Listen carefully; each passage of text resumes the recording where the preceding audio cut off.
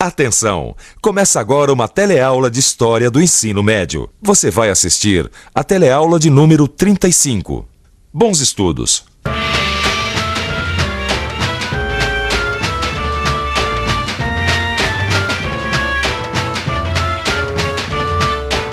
Revolução, Independência e Liberdade. Essas foram as palavras-chave da história das Américas no começo do século XIX. Revolução, Independência e Liberdade. E tudo que essas palavras trazem com elas. Transformação, conflito, poder e fim dos tempos de colônia. Na teleaula de hoje, você vai acompanhar o processo de independência das colônias ibéricas da América do Sul. Vai saber por que Haiti e o Brasil tiveram revoluções diferentes e ainda como as ex-colônias inglesas da América do Norte viraram os Estados Unidos de hoje. Veja agora como as ideias revolucionárias europeias incendiaram o mapa, modificando completamente as relações políticas e comerciais entre a Europa e as Américas. A independência das colônias inglesas na América do Norte e a Revolução Francesa no final do século XVIII inauguraram uma fase de imensas transformações. O primeiro país a sentir isso foi a Espanha. A guerra contra a Inglaterra, que dominava o Oceano Atlântico, impedia a Espanha de mandar soldados e administradores para as colônias. Isso tornava difícil manter o exclusivo colonial. O exclusivo colonial determinava que as colônias só podiam negociar com a metrópole. Isso já estava fraquejando por causa do contrabando. No entanto, as ideias revolucionárias de livre comércio e da República atravessaram o Atlântico sem maiores problemas. E a ordem colonial ibérica veio abaixo. 1810. Napoleão invade a Espanha e prende o rei. Os cabildos, ou conselhos de moradores de várias regiões do Império Espanhol, convocam juntas para governar no lugar do rei. E começa o conflito entre os realistas, que querem continuar a colônia, e os patriotas, que querem a independência. Nessa briga, os patriotas conseguem vitórias. 1816. A Argentina declara independência. 1819. É a vez da Colômbia. 1822. Equador. 1823. O México proclama a República. Muita coisa aconteceu entre a prisão do rei da Espanha e a independência desses países. O importante é a gente saber como as ideias, uma vez lançadas, correram pelo continente americano como um rastilho de pólvora. A falta de controle da Espanha trouxe à superfície uma rivalidade nascida de anos e anos de ocupação colonial, a oposição entre crioulos e peninsulares.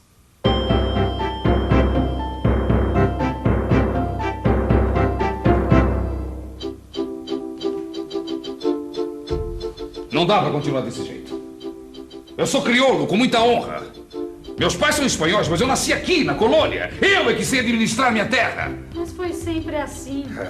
Os peninsulares, porque nasceram na Espanha, têm preferência para ocupar cargos públicos, ganham privilégios comerciais. Nós, os crioulos, ficamos para trás. É, mas isso vai acabar. Nem que a gente tenha que fazer a guerra. A Guerra da Independência foi resultado dessa rivalidade. De um lado, os realistas, na sua maioria peninsulares, que queriam manter a colônia. Do outro lado, os patriotas, na sua maioria crioulos, que queriam romper o vínculo com a Espanha. A Guerra da Independência teve 3 frentes de batalha. Frente 1, vice-reinado da Nova Granada e a Capitania-Geral da Venezuela, no norte da América do Sul. Frente 2, vice-reinado do Rio da Prata, no sul. E a frente 3, vice-reinado da Nova Espanha, na América do Norte. Os principais focos revolucionários foram o Rio da Prata, onde hoje fica a Argentina, e a Venezuela. Nesses lugares, as guerras mobilizaram o povo em larga escala. Mas, ô Gil, peraí, como assim mobilizar o povo? Ó, se a guerra era entre crioulos e peninsulares, então era uma guerra entre pobres e ricos, não é isso? Quem tinha o poder contra quem não tinha o poder. Olha, Vicente, mais ou menos, viu? Porque você sabe como é que é a guerra, né? As classes sociais acabam se misturando de acordo com seus interesses, com seus objetivos. E eu aposto uma coisa, viu? Aposto que tinha crioulo rico lutando do lado dos realistas. E olha, e ainda em posição de comando. Tá, tudo bem, aí você tem razão. Agora, lutar como soldado sobrou pro povo. Pode? Eu tava pensando, será que os escravos lutaram na Guerra da Independência também? Havia, sim, escravos libertos que lutaram ao lado dos patriotas. Mas eles nunca chegaram a posições de comando, por um motivo: o fantasma da Revolução Haitiana. um capítulo à parte na história da independência das Américas. Haiti. No fim do século XVIII, um escravo liberto, Toussaint Louverture, liderou um movimento pela emancipação dessa ilha do Caribe, que pertencia à França. Durante todo o século XIX, o perigo do haitianismo, ou seja, uma revolução negra, rondou as elites dominantes da América escravista. Ô, Gil, tá fazendo uma conta aqui, ó. Começando com a prisão do rei da Espanha em 1810, até a independência da Bolívia, 1825. Pô, foram 15 anos de guerra, hein? Depois de tanta guerra, o ouro guardado pelos ricos, pelas igrejas e pelas associações de comércio havia sido consumido. A agricultura dá para imaginar como ficou. E o artesanato local, principalmente no caso dos tecidos, sofria com os benefícios duvidosos da chamada liberdade de comércio. Sim, porque a Inglaterra, que sofria os efeitos do bloqueio continental ordenado por Napoleão, deu a maior força para a libertação das colônias e despejou todo tipo de produto, útil e inútil, nos mercados americanos. Quanto à organização política, logo surgiram dois lados. Assim não dá. Mal a gente se livra dos realistas, aparecem os tradicionalistas. Tradicionalistas são os que querem que a sociedade americana continue igual ao que era durante a colonização espanhola, certo? Certo. Enquanto nós, os liberais, queremos mudar tudo. Essa nova disputa vai durar um século. Mas se depender de mim, eu vou lutar pelo regionalismo, nem que tenha que virar caudilho. Você? Um caudilho? Um chefe local impondo a ordem pelas armas? E eu que pensei que fosse ter um pouco de sossego. Talvez houvesse sossego se o pan-americanismo tivesse dado certo. Você sabe o que é pan-americanismo? Não sei, mas posso arriscar. Seria alguma coisa assim de união entre os povos latino-americanos ou americanos? É o pessoal que mora aqui na América do Sul. Olha, é meio difícil. Hoje pan-americanismo quer dizer cooperação entre as nações americanas. Um exemplo disso é o Memorial da América Latina em São Paulo. Este monumento foi construído em homenagem à integração política, social, econômica e cultural dos povos latino-americanos. E ele foi inaugurado em 1989. Pan-americanismo, doutrina ou sistema estabelecido no século XIX, baseado na solidariedade de todos os países das Américas. O pan-americanismo foi proposto por Simão Bolívar, um dos principais libertadores da América. Ele queria unificar todas as Américas num só país. Para isso, reuniu um congresso no Panamá, em 1830. O congresso fracassou por dois motivos. O primeiro motivo foi a falta da participação do Brasil, do Chile e da Argentina. E o segundo, a oposição da Inglaterra, por causa de interesses comerciais. Essa questão da união da América Latina continua presente até hoje na história. O pan-americanismo de Bolívar não deu certo, mas em 1995 começou a vigorar o Tratado de Mercado Comum entre Brasil, Argentina, Uruguai, Paraguai e Chile, os chamados países do Cone Sul. Você sabe o nome desse tratado? Não sei não. Mercosul. Mercado Comum do Sul. Mercosul. Mercosul. Mercosul ou Mercado Comum do Sul. Mercado comum quer dizer que na relação comercial entre esses países não são cobradas taxas de importação e de exportação. Ou seja, a situação geral da economia é muito melhor. Opa, Gil, até que enfim a gente falou do Brasil nessa teleaula, hein? Porque até agora a gente só falou das colônias espanholas, né, não é? Exatamente, a independência da América Portuguesa foi diferente, não é isso? Aliás, vamos dar uma olhada? 1807. A família real portuguesa vem para o Brasil fugindo de Napoleão. 1808. Os portos do Brasil são abertos ao comércio. A Inglaterra usa os mercados americanos como retaguarda para escapar do bloqueio continental, mas não consegue evitar que as ideias revolucionárias atravessem o Atlântico. 1820. O rei João VI volta para Portugal e deixa seu filho Pedro como regente. 1822, o regente Pedro proclama a independência do Brasil.